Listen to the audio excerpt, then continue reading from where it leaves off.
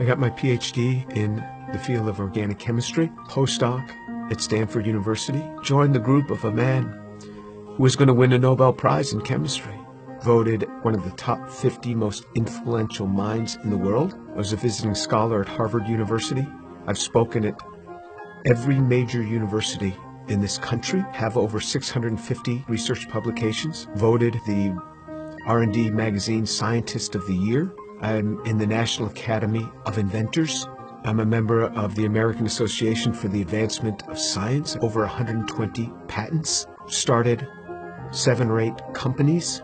We work in areas that range from medicine to material science to electronics, computer memory, medical devices. We work across a broad range of areas. But more than any of that, what means the most to me is that I'm a Jew who believes that Jesus is the Messiah. I grew up just outside of New York City. I thought everybody was Jewish. I didn't even know that there was anything else. I had no particular interest in that, other than when all my friends were getting bar mitzvahed or bat mitzvahed, and then I would attend, of course, every week. There was never really any excitement for me. I remember once I even tried to talk to a rabbi. He just brushed me off. There was very little explanation for me. I remember when I went to college, I started meeting a number of people that said that they were born-again Christians, which was sort of an odd term. What's born again? What do you mean, born again? One person saw me in the laundry room. He said, "Do you mind if I give you an illustration of the gospel?" And I remember we sat there, and he actually started to draw a picture. A cliff with a man on one side, and he drew a little man, and then another cliff with God on the other side, and a big chasm in between that he labeled with sin. And I looked at him, I said, "I'm not a sinner. I've never killed anyone.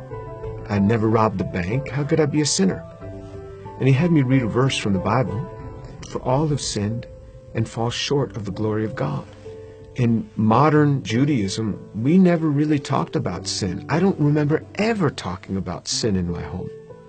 So he turned to another passage. Jesus said, "I say to you that everyone who looks upon a woman with lust for her has already committed adultery with her in his heart." Pow! I felt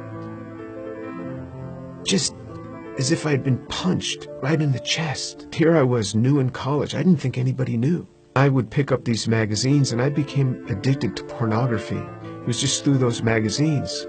And all of a sudden, something that's written in the Bible, somebody who lived 2,000 years ago is calling me out on it.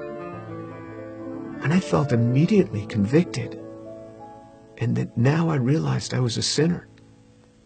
When I read in the scriptures what sin is, then I knew I was a sinner. How am I going to get to God? We Jews know this better than anyone else. Without the shedding of blood, there is no forgiveness of sin. This description in Isaiah 53 of how he will bear upon himself my sin, the things that I had done, and this was him. This was the man that took this upon himself on the cross. The perfect God comes and gives himself for us. He is the one that gives himself for us. I started to realize how Jewish the New Testament is. This book is so Jewish. The New Testament is so Jewish. It's all around Jewish people. And then on November 7th, 1977, I was all alone in my room. The realization that Yeshua is the one who died on the cross. And I said, "Lord, I am a sinner. Please forgive me. Come into my life." And then all of a sudden, someone was in my room. And I opened my eyes. I was on my knees. I opened my eyes. Who was in my room? That man, Jesus Christ, stood in my room. This amazing sense of God. Jesus was in my room, and I wasn't scared. All I started doing was just weeping. The presence was so glorious because he was there in my room on that day. And I didn't want to get up. And this amazing sense of forgiveness just started to come upon me. That was it. Finally, I got up. I didn't know what to do. I didn't know who to tell. Here's this Jewish kid from New York City. What am I going to say? My cousins were shocked. How could you do that? You're Jewish. Telling my mother how I had invited Jesus into my life. She didn't say much. She was weeping. She told my father they weren't happy at all. And she said, I don't blame them for killing Jesus after the things that he said. Who is he to come against these religious leaders that have dedicated their lives to helping people and to tell them that they are whitewashed tombs? Who is he, this young man in his 30s, to say this to these scholars? He got what he deserved. And my mother's a very deep, pensive, careful reader. She read from Genesis right on through the Tanakh, the whole thing. When she got done, I said, what did you think? She said, God warned us over and over again.